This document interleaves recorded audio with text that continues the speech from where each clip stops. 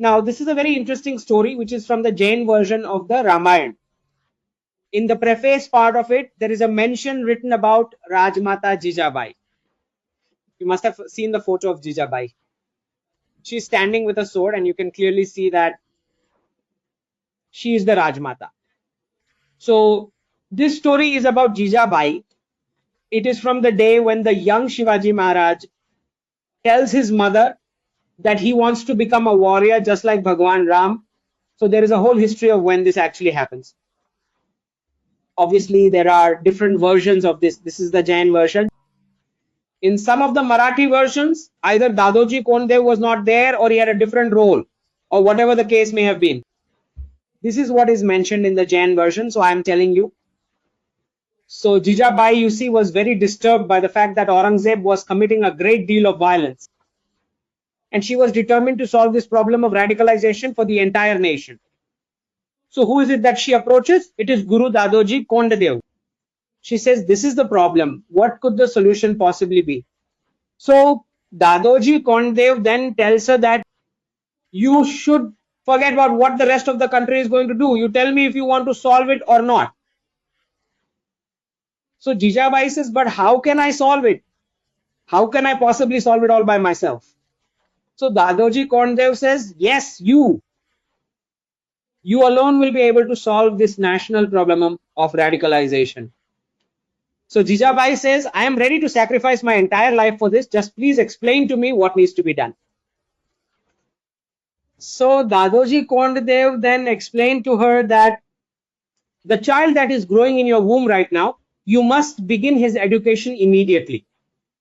You have to do only one single thing every day, and that is to read the Aranya Kand of the Ramayana. The Aranya Kand part of the Ramayana, you have to read it daily, and you must continue reading it over and over until the child is completely ready for battle. Okay. So this process begins from the time Shivaji is growing inside the womb. And along with that, Jijabai also starts teaching him other stories of great bravery and valor. And even after his birth, she continues to repeat these stories.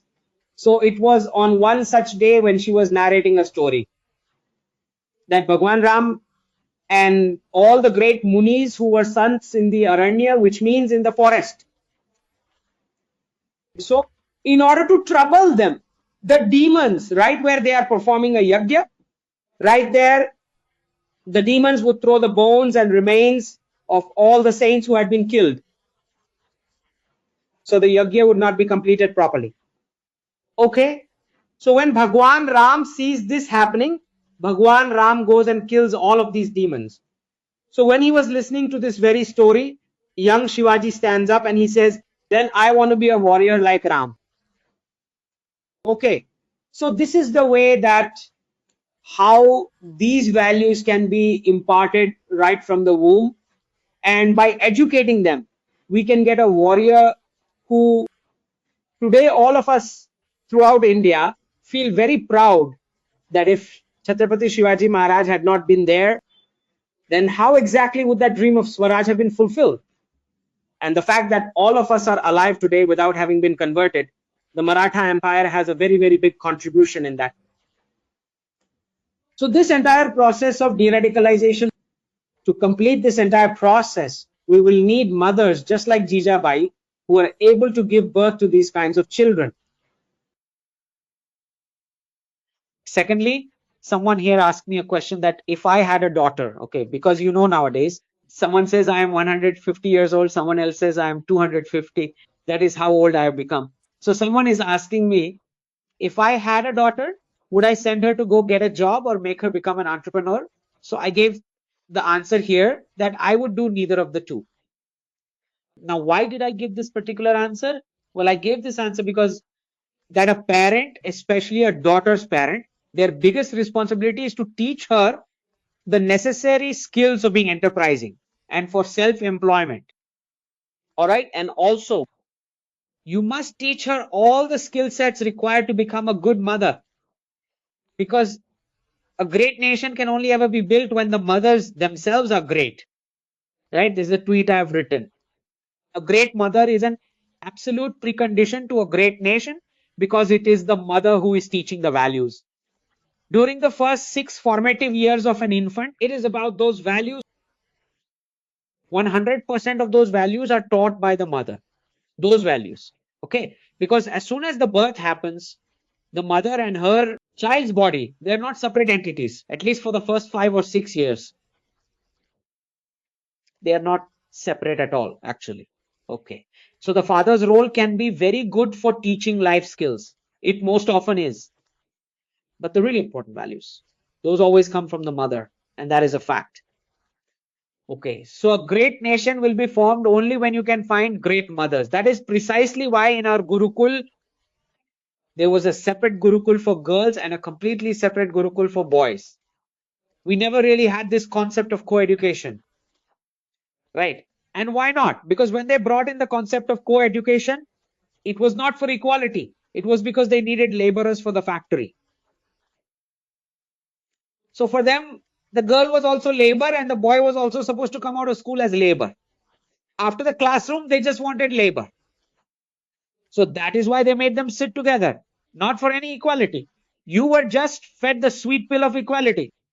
So the skill sets of becoming a mother and the skill sets of being enterprising, it is a very big responsibility of the parent to teach both of these.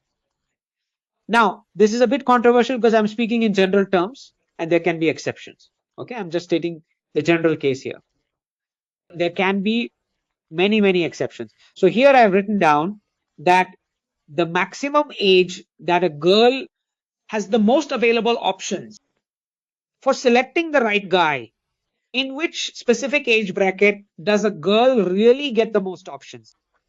So when she is between 22 and 25, that is when she has the most options available to select a guy. It means the girl has the most domination when it comes to making the choice.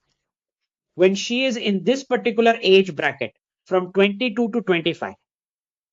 So it does not matter how intelligent a parent you are in the entire world, you should not take this privilege away from that girl to be able to select the best for her from the maximum number of choices.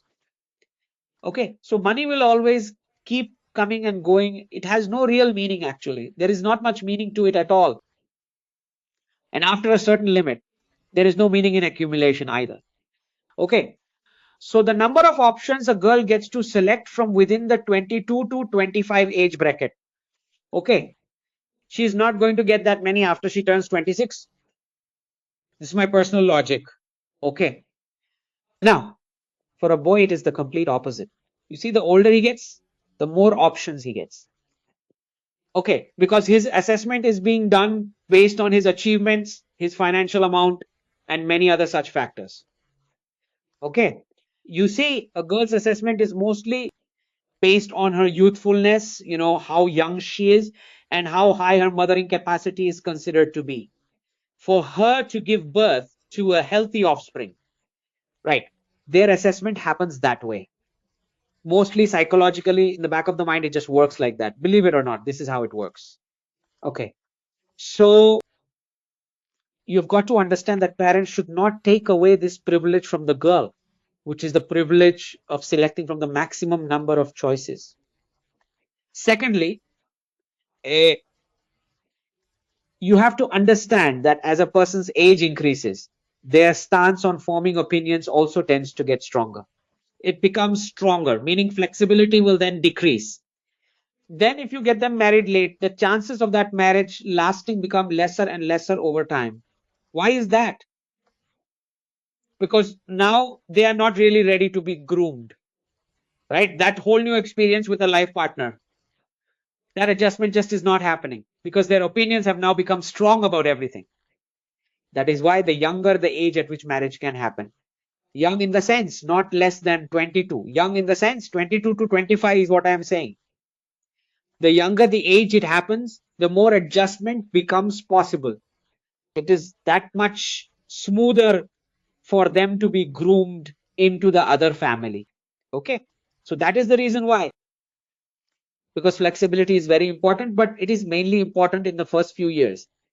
After that, the marriage will mostly last, but that initial period is a very crucial time in which a lot of flexibility is really needed. Generally, what happens is, like wherever you go, if you are going to a seminar or a conference, okay, and then you happen to reach there late, so you have to sit in the chair that is empty. You cannot make someone get up to sit. So this is something that mostly happens with girls, that when they get married and go into a new family, so they will get whatever role is currently empty. That is just how it is in the beginning. Whatever role is empty, they will get it, be it work, a task, or any empty space. They get to fill it. You cannot make someone get up so you can sit. All right. Then it is a different matter that uh, girls are generally so magical for the most part. At least our mother's generation was so incredibly flexible, and they possess such a wide range of capacities and different skills that within 2 or 3 years, they could displace or place anyone anywhere. They would gain that much influence in the family. So this is about that initial period when adjustment is really important. So the younger the age you send them, the more much stronger bond can be formed with the new family. Okay. So girls need to be prepared with enterprising and also self-employment skills. Okay. But you have to groom them, not just deploy them. You do not have to start earning money from it right away. I see this nowadays too, right? Start it. No, no, you do not have to start it. You do not have to start the work of earning money. The in-laws will decide what to do. They, as a couple, both of them together. Whichever system gives them the maximum output they feel is right, they will do that. Let them do what they want. Right? None of our business. Okay. So the deployment will happen there. You just groom and provide them. Okay. And mostly it is the mothering skill and the enterprising skill, which I do not generally prefer now, only because there is really no meaning to it anymore. Because its location will be different, and the timing is from 9 to 7. It just does not make any sense. That is why this whole system existed, that what was given to the girl at the time of her marriage, which is a very ugly dowry system it has eventually become. But it was not like that. Actually, it was a very, very good concept. But it has been made very bad now. Actually, it was this, that the girl child, because she is considered mobile. Mobile meaning she is going to get married and leave home. She is going to another location, another house. It could even be another city. So the mobile asset is to be given to the girl, and the fixed asset is to be given to the son. That is what the ancient thinking was. So that is why gold jewelry was given at the time of marriage itself. And it was 100% the girl's own wealth, not for her husband or for their family members. No, this was purely her stridhan. It was her ownership. Okay. And why was this done? And the girl is getting her share before the son, a share in the wealth. Okay. And the system of the Indian tradition was such that for the girl, it is very, very important that however many times she comes back home, she should enjoy the festivals, and that relationship and bond should be maintained. That is why when it comes to property, according to the Indian system, the share was not divided equally between the brother and sister, because the parents are living with the brother and he is a fixed entity. His role is considered fixed, not a movable role, right? This girl is being considered a moving asset, so she is therefore given moving assets, which is typically jewelry. Okay. So the whole idea is that at the time of the marriage, as soon as the vows are taken, then obviously whatever wealth the husband's ancestors have managed to accumulate, the girl automatically gets 50% ownership of all of it, legally speaking. Okay, so from the guy's side, the husband's side's ancestors, whatever wealth they have accumulated, she immediately gets 50% ownership of it the moment the marriage happens legally. Okay, which means the boy's parents have already made her a 50% owner of all their accumulated wealth. Okay, but she will get it at the very end after the parents are gone. Okay, at the end point. So, in this way, the boy's parents took the guarantee for the couple's economic security for the end point of their lives. The girl's parents, on the other hand, took the financial responsibility for the starting point of the marriage, but only for the girl. They took it on. Whatever gift was given or gold was given, whatever it was, it is only her ownership. It is.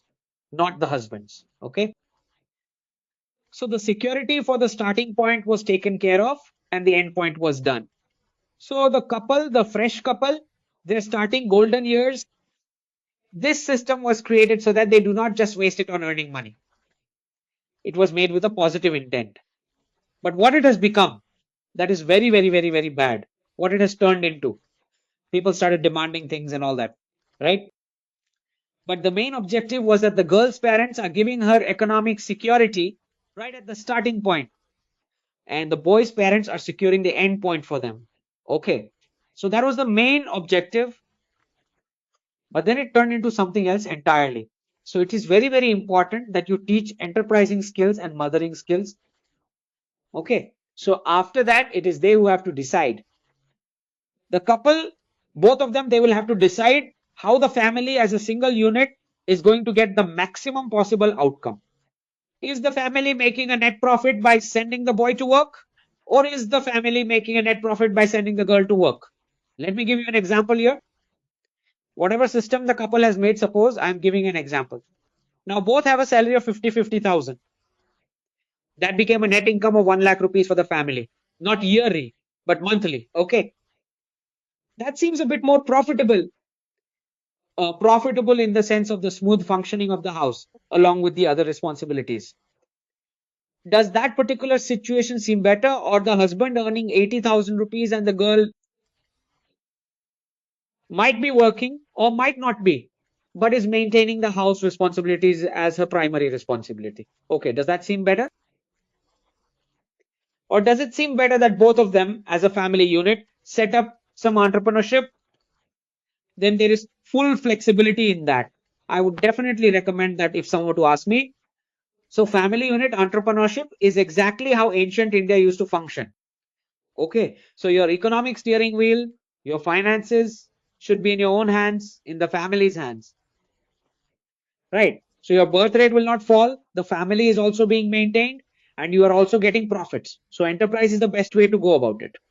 Okay, but this is just an example I'm giving, that the couple must decide how to get the maximum possible outcome for the family without disturbing anything. Okay, if you look at the individual benefit, which is what classrooms and colleges have taught, then you will most surely have cases against each other.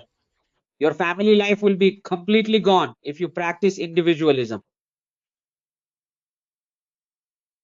Now, I have given a very interesting suggestion here that the Navy is going to have a very, very important role in Operation Sindoor. And the entire contribution of Chhatrapati Shivaji in the Navy, Rajaraja Chol also had it, he also had it. But you see, these kinds of achievers and these kinds of aspirations do not just simply fall out of thin air. It is when their parents and their grandparents during their childhood have told them stories and have guided them. That is when we get such aspirational achievers. What kind of stories? Stories of nationalism, stories of bravery, and stories of innovation. So can we once again make parenting and birth rates cool for the next generation? Can we or can we not? That is the real question. So I have given a small suggestion for this, something like an Ahilya Bai award or perhaps a Jijabai award. Mothers should be given national awards for this. But whose mothers are we talking about? And we should recognize all those parents whose children have been successful. Any youth who becomes successful, for example, like Gukesh in chess. So Gukesh, well, of course, you are going to give the award to Gukesh anyway.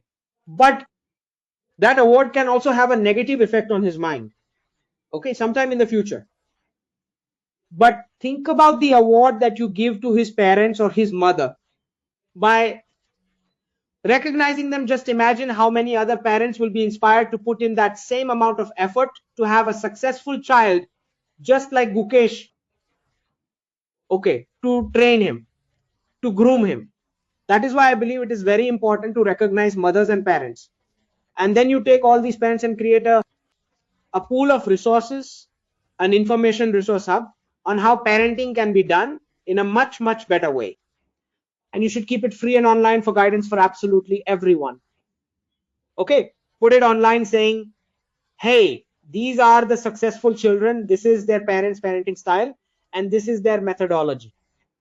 Okay, you can put up their interviews, you can have them do podcasts. Okay, so the more and more that we empower parents, the more we will get an aspiring nation that is on autopilot mode. Tomorrow, it should not be the case that if I want to be successful, I have to go and beg from the state. It should not be that for success, I need support from the state. Give me this, give me that, give me this for free, give me that for free. This should not happen. Parents and families themselves should be so empowered that they can groom their own child very well on their own. Asking the state for help again and again, is this really a long-term solution? That kind of trend, it is not a very good objective. Okay, it is better to just empower the parents and the family so that they themselves can get into autopilot mode and groom the child really well. So my only small suggestion was that, we could maybe have an Ahilya Bai award or perhaps a Jijabai award. At the very least, we should start recognizing the mothers, the parents. How did they groom them? How much hard work did they put in? What sacrifices did they make for their child to be able to achieve this success? Then the rest of the parents will automatically get inspiration.